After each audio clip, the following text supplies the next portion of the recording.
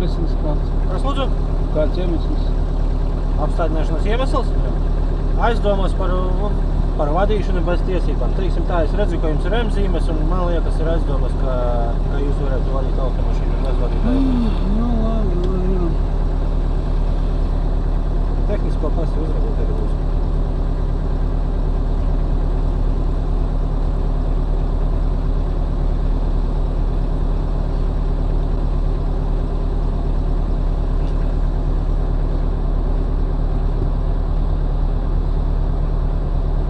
Personas kodu varat nosaukt? Labi. Labi, ceļi.